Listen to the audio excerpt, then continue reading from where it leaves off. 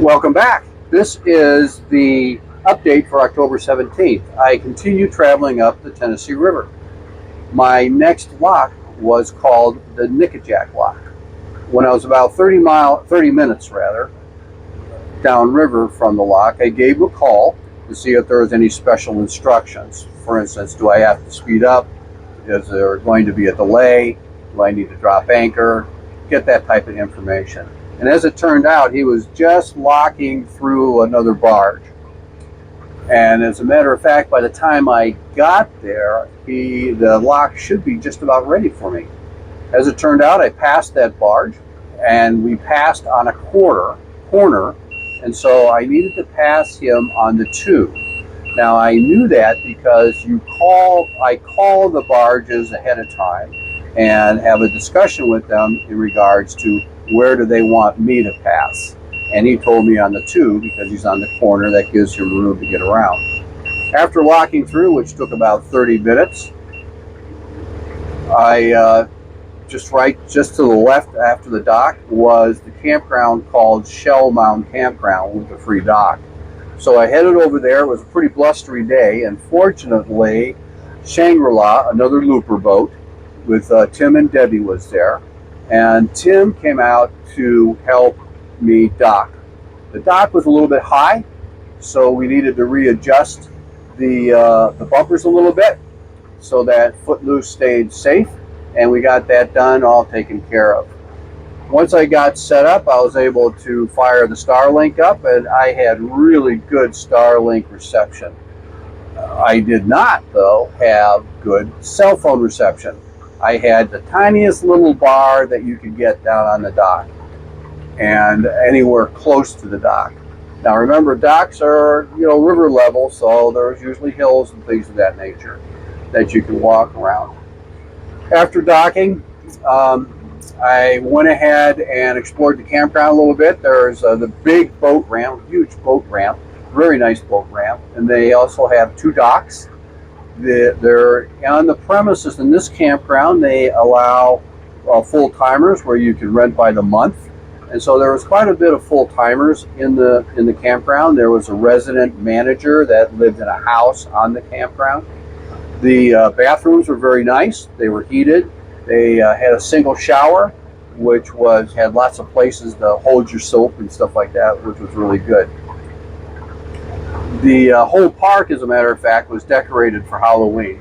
There was Halloween stuff all over the place with those blow-up balloons and lights and everything. It looked really cool. The next morning, when I woke up, it was a brisk 46 degrees, and I started working on some of my internet work, catching up on emails, things of that nature. I worked a little bit with planning out the class that I'll be teaching in MIT up in Boston here next week. While I was working on that, and then also I worked on getting Quicken finished installed on my computer, so that I could start working on that while I was working on the Quicken and other things. One of the campers stopped by. His name's Troy. He's a vet, full-timer, very friendly guy. He was wondering about the loop and something he's thinking about doing and how much it costs, and had a lot of really good questions. Now I needed to update my meds, and so I wandered around the park, and I finally found a spot, just like a 1 foot square spot, where I was able to get 2 bars, kind of, sort of.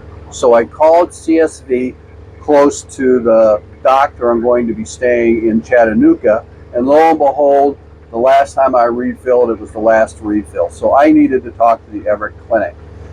So I needed good cell phone range. So in order to do that, I needed to walk towards the interstate. And up on the interstate, there was 2 truck stops. So there was a Love's and a Speedway. So it was about 3 miles away, actually. Walked up there, had great cell phone reception. I was able to contact the Everett Clinic, worked with them, and we were able to get everything straightened out. They were going to contact the CSV in Chattanooga, where I was going to pick up my medicine, and so everything should be set up. So on the way back, Troy happened to see me again walking back, and he slowed down, asked if I wanted a ride, which I did not. I just wanted to get the exercise. It's not often I have a chance to get a 6-miler in. Once I got back to the boat, I finished entering all my information into Quicken, categorizing things, making new categories, things of that nature. Then I also worked with the bank sites, got them taken care of. So everything was all caught up. I was pretty pleased with the progress I made on that day, so I decided to treat myself to 2 movies. I had great Skylink reception.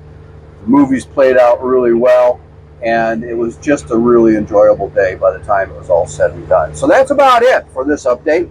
I appreciate you tuning in. If you're someone that already has not subscribed, please like and subscribe. When you subscribe, you should see a little bell that you can click on, so every time I upload a new video, you're made aware of it. I hope you have a great day, and may all your seas be calm. Take care.